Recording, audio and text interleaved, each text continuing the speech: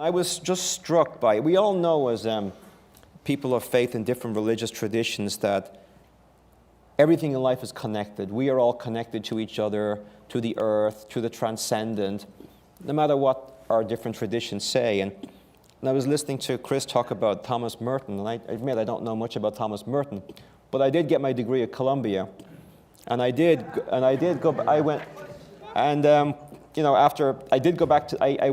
went back to the Catholic Church at Columbia after drifting away for many years. And of course, the Catholic campus ministry is Thomas Merton's place. So I'm very familiar with who Thomas Merton is, even though I'm a little bit lazy about having not read as much as I should have.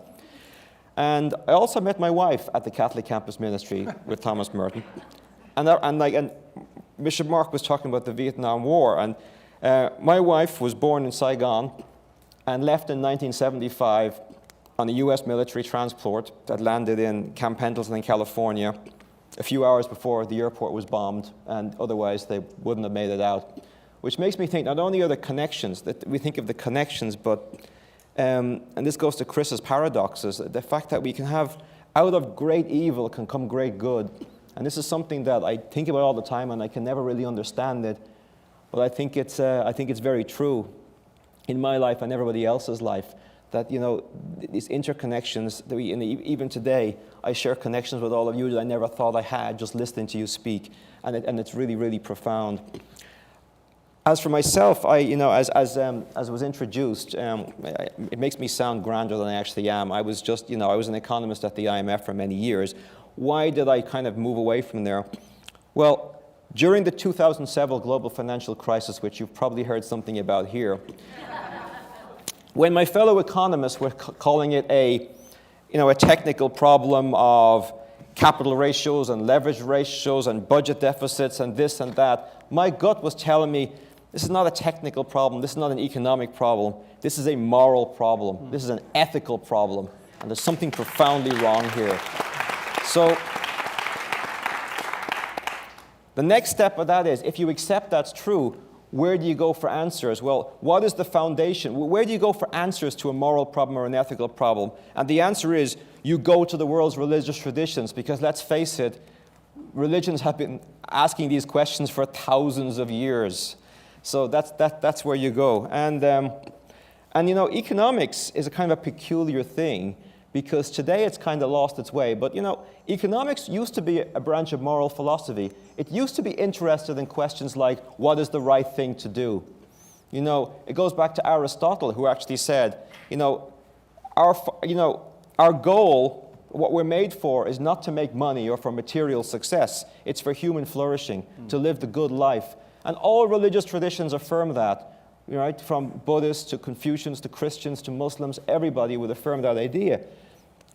And then, who's the founder of modern economics? People say Adam Smith. What do you think? When you hear Adam Smith, what do you think? Invisible hand, free markets, individual competition, do your own thing, out for yourself. Okay, who was Adam Smith? Adam Smith was a professor of moral philosophy at Glasgow University.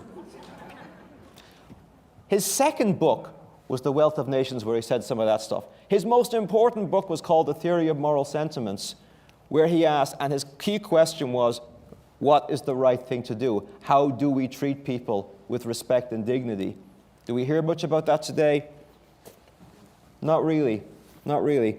So this is, my background and where I'm coming from, why I've turned to the world of religion to ask these questions and to answer these questions. Because, my background is in Catholic social teaching, but I think if you get to the root of it, the values of Catholic social teaching, the inherent dignity of every human person, the whole idea of the common good, the fact that we are social creatures, we are by nature cooperative. All religions affirm that.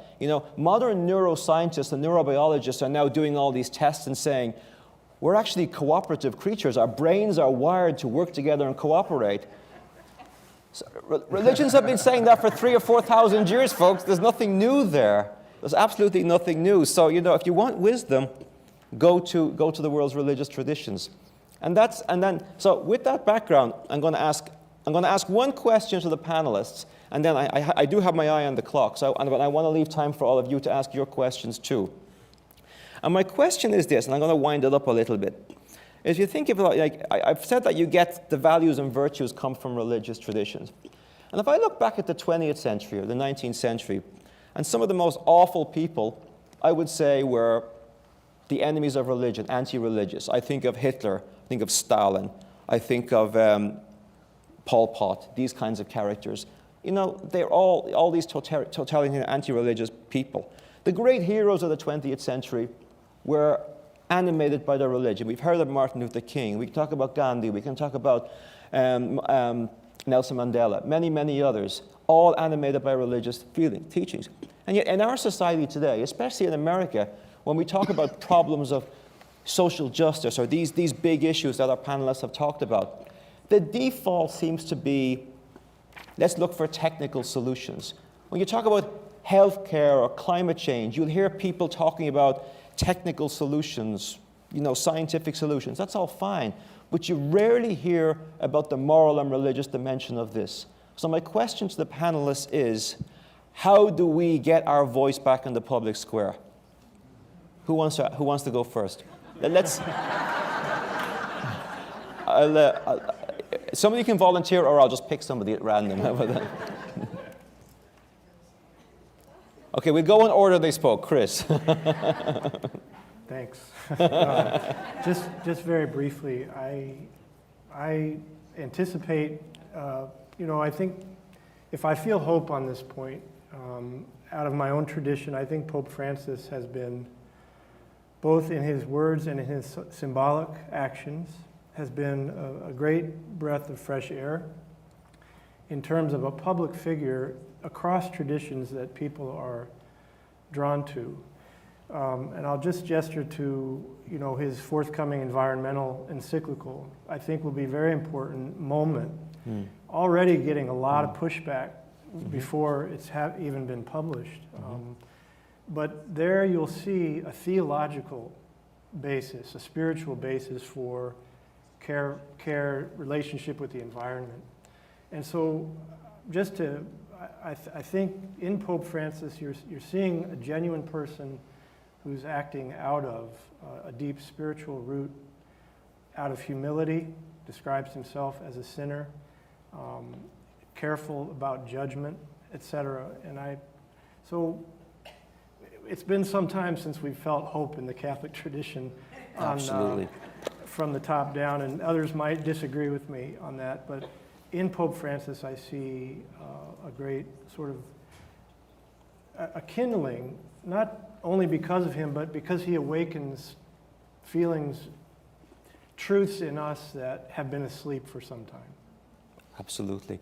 And I can just say that 2 weeks ago, I helped organize at the Pontifical Academy of Sciences at the Vatican a gathering of top climate scientists and development experts, along with top religious leaders, Catholic, Protestant, Orthodox, Muslim, Hindu, Buddhist, and Sikh. And the great thing was the religious leaders all affirmed the science and the imperative to take action. And the scientists also affirmed that this is a moral question as well. So that gave me great hope. And everybody is awaiting this encyclical with bated breath. And it is coming out in June, so we should all read it. Bishop Mark. It's a great question. As long as the church was able to speak with one voice, when there was one church, it was not easy, but easier. And the place there that I would point to is just war theory. So, starting with Augustine, this body of thought developed, believing before Augustine that everyone believed as Christians that it was wrong ever to go to war. Christians were pacifists. Right. With Augustine, not alone, but with Augustine moving forward, he made an argument, a good argument, that said, well, wars are going on whether we take part or not. So we need to think about how we could make them less unholy, less sinful. They're always sinful, less sinful. So finally, a body of thought was produced that was called just war theory. And it did have an effect. It had an effect in making wars stopping some wars that never should be started, or making the prosecution of wars better.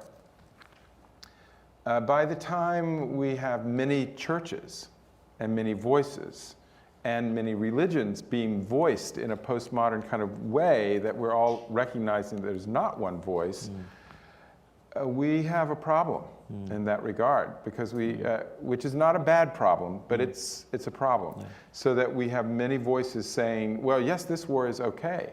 Yeah. I'm behind this war. Or no, God says we shouldn't be at war. In my mind, it came crashing into my consciousness at the beginning of Desert Storm, our first entry into Iraq war, when the then president, the elder Bush, who is an Episcopalian, did not choose to have a conversation when requested by the then presiding bishop. So he just said no.